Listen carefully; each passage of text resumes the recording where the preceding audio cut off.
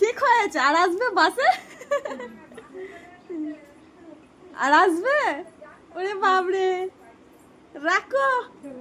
বলার স্টাইল কি, রাখো ফোনটা, রাখো। তার মানে আমি যাচ্ছি তোমাদের বাড়ি, দাঁড়াও। এসো।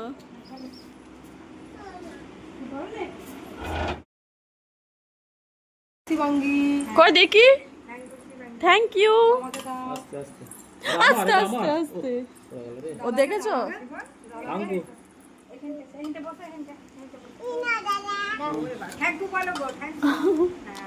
এই না দাদা। এখানে বসো, এখানে বসো। কি খাচ্ছ? কি খাচ্ছ? কি খাচ্ছ?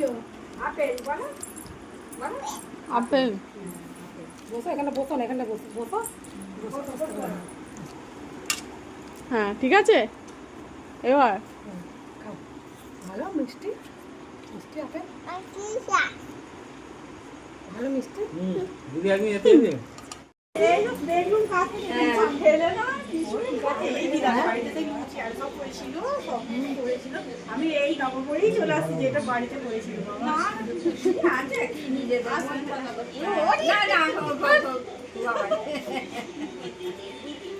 যাবে এখন, একদিন যাবে বেড়াতে, বেড়াতে যাবে, আসবে মা, যাবে না আমাদের বাড়ি। হ্যাঁ হ্যাঁ, ওই তো বড় মেয়েরা আসলে নিয়ে যাবে। হ্যাঁ হ্যাঁ বলবে। ওইখানে তো যে মন্দিরটা আছে, মন্দিরটার হয়েছে হিল্লা করে চলে যাবে। হ্যাঁ হ্যাঁ ঠিকই, একদম একদম। হ্যাঁ আজকে বললাম বাবা মা হ্যাঁ সবাই মিলে আর এমনি কাজের চাপে যাওয়া হয়। এই তো আমার ফোন থেকে তুমি ফোন করো না, আমার ফোনটাও তোমার নাম্বারটা চলে যাবে। আচ্ছা ফোন করবো। এইটাই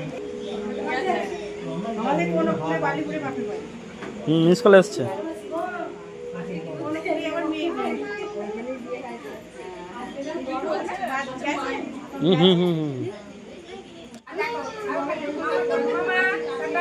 টাটা।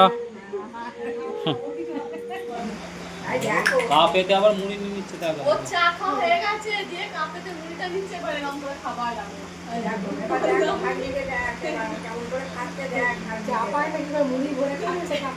আচ্ছা দিইনি গরমে, আজকে প্রচন্ড গরম। আর এই প্রথমবার আমাদের বাড়িতে কোনো মানে বলবো সাবস্ক্রাইবার আমাদের বাড়িতে দিদির ভিডিও দেখে, মানে বড়দির ভিডিও দেখে আর আমাদেরও দেখে।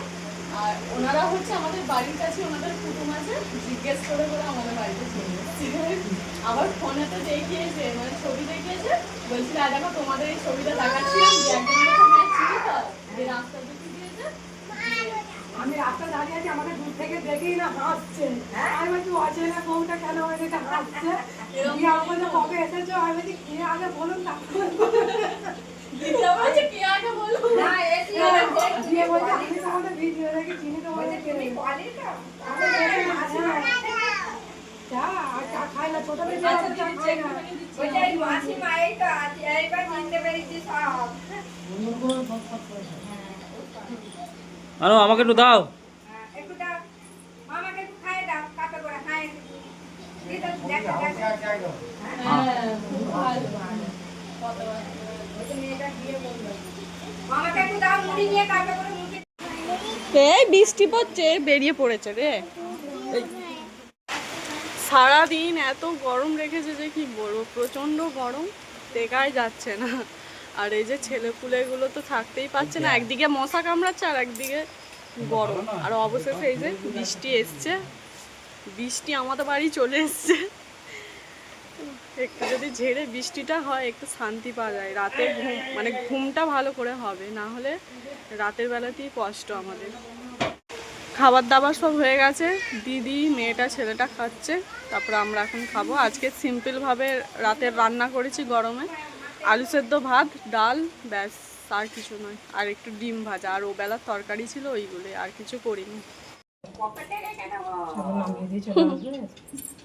তুই মুখটা ধুয়ে বস, বাবা একটু চলে আসবো।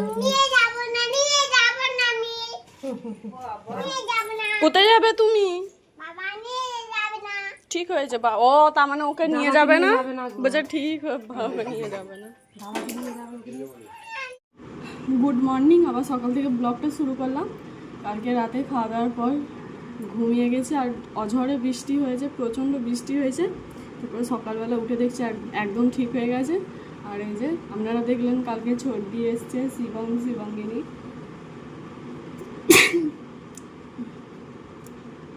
এসছে।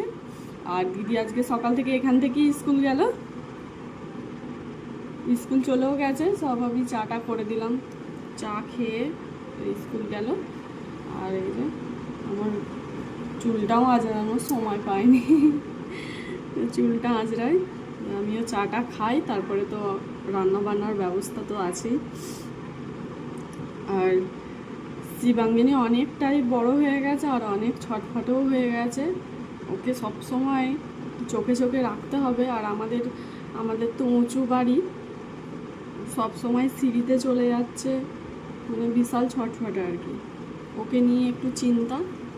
যাই হোক, সবাই মিলে দেখতে হচ্ছে, আর সেই জন্য কাজেরও একটু দেরি হয়ে যাচ্ছে। চুলটা আঁচড়ে নিই।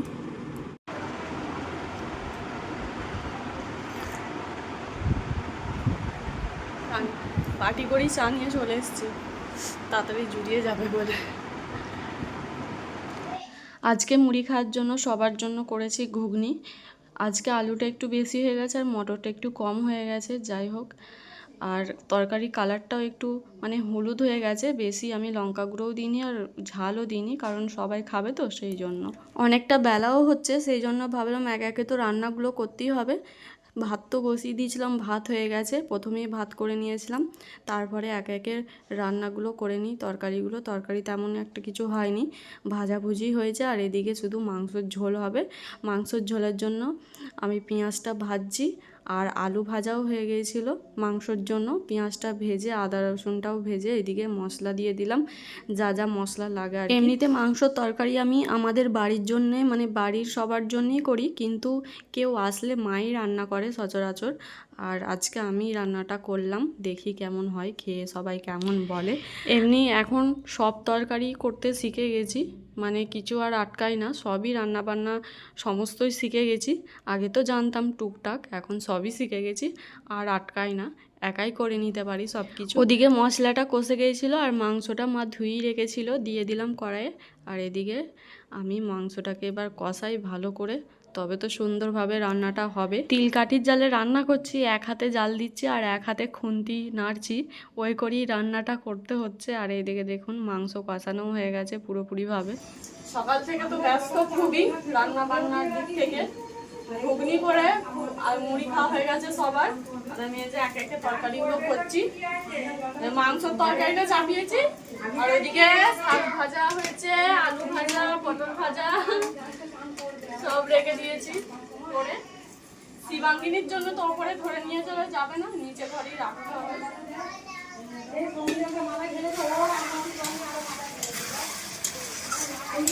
হচ্ছে কি কালার করেছো গো? আমি কিন্তু কুটুম এলে মাই করে, বেশিরভাগ মাংস রান্না আমি করি না, আজকে আমিই করছি। আর আজকে প্রচন্ড গরম, যেমন কালকে গরম ছিল, আর বৃষ্টি তো রোজই হচ্ছে সন্ধ্যেবেলায়। দিনের বেলা এরকম প্রচুর রোদ দিচ্ছে আর গরম হচ্ছে, আর রাতের বেলা বৃষ্টি হচ্ছে। আর যে তিল কাঠির জাল দিয়ে রান্না হচ্ছে আমাদের এখন। রান্না বান্না করি, তারপরে আবার খাওয়া দাওয়ার ব্যবস্থা হবে, মানে খেতে দেওয়ার ব্যবস্থা হবে, সব একে একে করবো।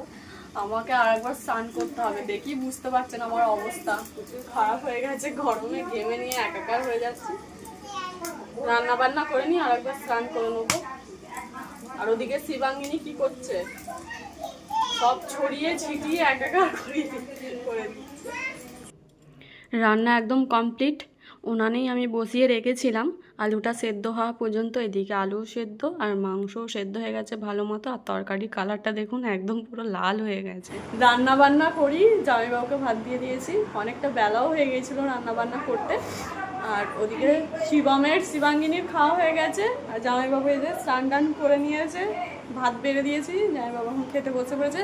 সবার প্রথমে জামাইকে খেতে দিতে হয়, তাই তো, আর খেতেই দিয়ে দিয়েছি জামাইকে প্রথমে। বলছিল যে একটু বাদে খাবো, আমি বলছি না, বাড়িতে যেমন করেন এখানে তো তেমন করলে হবে না, একটু চেঞ্জ করতে হবে। তো এই যে সেই জন্য তাড়াতাড়ি খেতে দিয়ে দিয়েছি। ঠিক আছে, সব তরকারি পাতি আজকে আমাদের মাংসের ঝোল, শাক ভাজা, আলু ভাজা, পটল ভাজা, এই রেসিপি। গরমে আর বেশি কিছু করতে পারি না। রান্না করেছো? তুই রান্না করেছো? কালার হয়েছে? কালার দেখলি মনে হবে ভয় লাগবে, কালার দেখবি ভয় লেগে যাবে।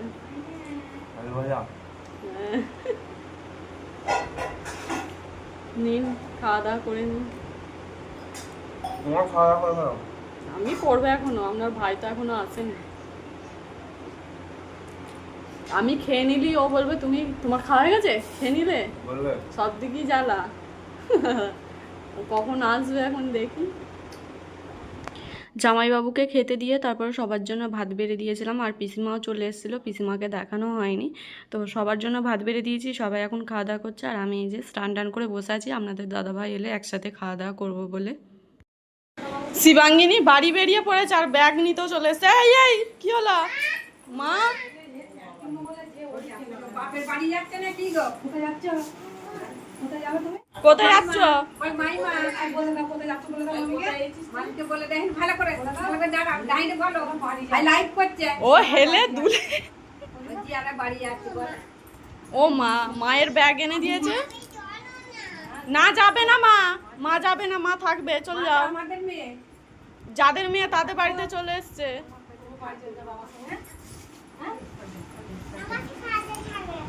না থাকবে না, যার মেয়ে তার কাছে থাকবে, চলে যাও তুমি তোমার বাবার কাছে। কার বাবা? যাও তুমি তোমার বাবার সাথে, চলে যাও, চল যাও, থাকো। যাবে না মা। জীবন আমাদের বাড়ি থাকবে। ও ঠিক আছে, পরে দেখা হবে। আমি তো তোমাদের বাড়িতে যাব, তোমাদের পেছু পেছু।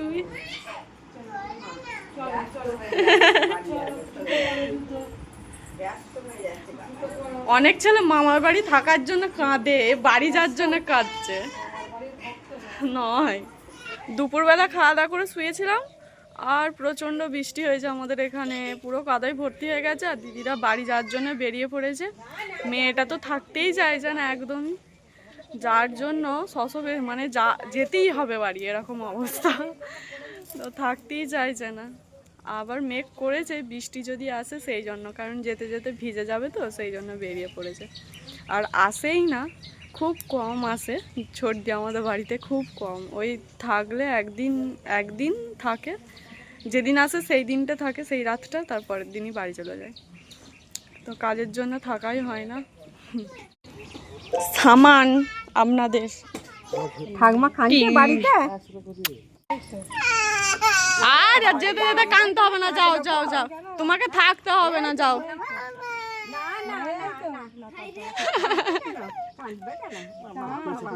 আনন্দ করে হয়েছে চারজনাই বসে পড়েছে। কি বলছে মামা? মামা কি বলছে শোনা? টাটা করে টাটা। মামা যাবে, আমি তো শুনি হ্যাঁ যাবে, হ্যাঁ যাবে, আর কান্না হচ্ছে, হ্যাঁ আবার আসবে, আর কাঁদবে না, ঠিক আছে? মন খারাপ হচ্ছে আমাদের, তো মন খারাপ হয়ে ওরে বাবা, আর কাঁদতে হবে না, যাও। আসবেন দিদি? হ্যাঁ